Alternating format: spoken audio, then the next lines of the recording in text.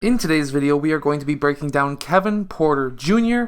and how he shoots the basketball. It's a different type of shot than you would normally see with most basketball players, so let's get down and let's see how he is able to shoot with such an unorthodox shooting form. Okay, so when he dribbles up towards the net and then he gathers that ball, he gathers usually around his hips. His feet, as well as his knees, are lined up with the basket, and he is actually quite square towards the basket at this point in time. He is looking at the basket, which is something that you need to do as a shooter. You should be looking at the basket throughout your gather into your set point. And we do see that his shoulders are over top of his knees, over top of his toes.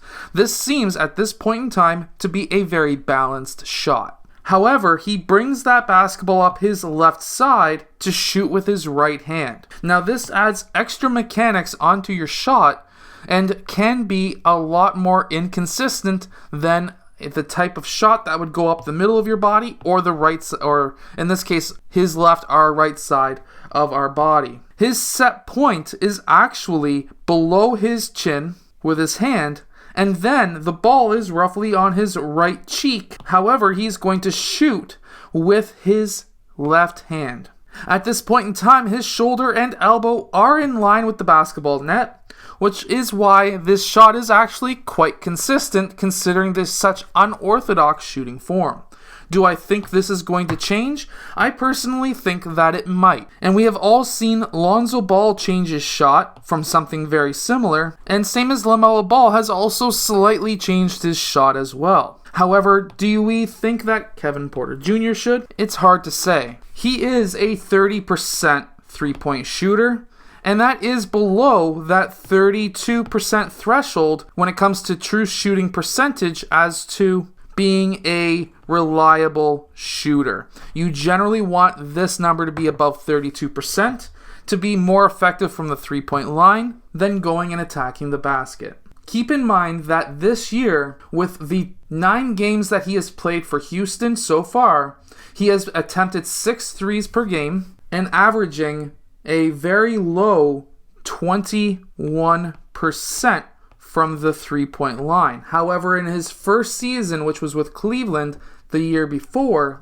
which was last year, he attempted 3.2 threes per game, shooting a much better 33.5%, which means to me that maybe all of the drama that has happened this year with his off-the-court game may have affected some of his mind thoughts when it comes to shooting, because that can happen. Now, how is this able to be such a good shot? Well, let's really look into it. Personally, I don't like the shooting form.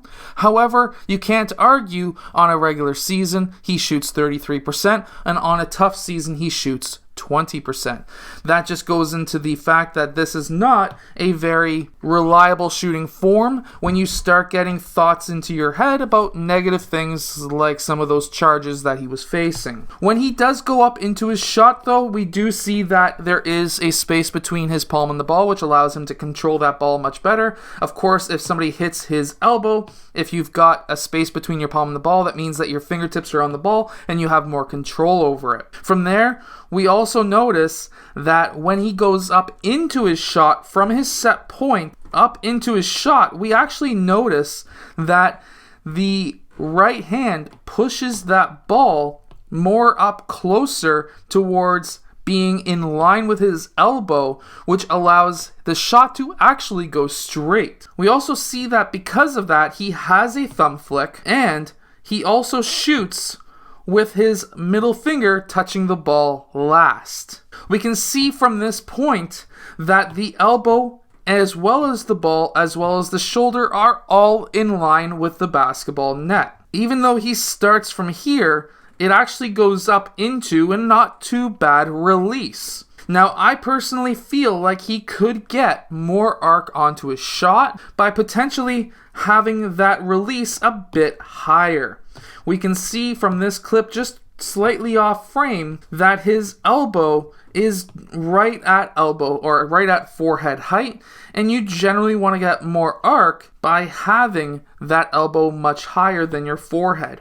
this could help him maybe shoot a lot higher percentage. When the ball has a lot of arc, the rim essentially looks bigger to the ball. We can really see the thumb flick here. When he flicks that thumb forward, we can see that that is actually the reason why this shot actually tends to go in 33% of the time. It's because now he has that ball in line with the elbow, which is in line with the basketball net. He has a lot of control over the ball, as we can see here, and he has a lot of good energy transfer into his shot. We can see that he has his legs totally straight as soon as he leaves that ground, which allows that energy to transfer up into his shot. We have the calves engaging, quads engaging, hips, and then shoulders all the way up into his wrists.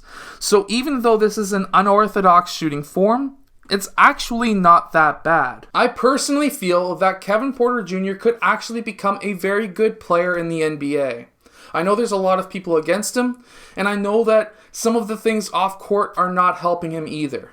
However, if he keeps on working hard, I think that he could be one of the top players in the league in a couple of years. I hope that this video has helped you shoot the basketball better and understand a basketball shooting form a little bit better as well. I'll see you guys again in my next video.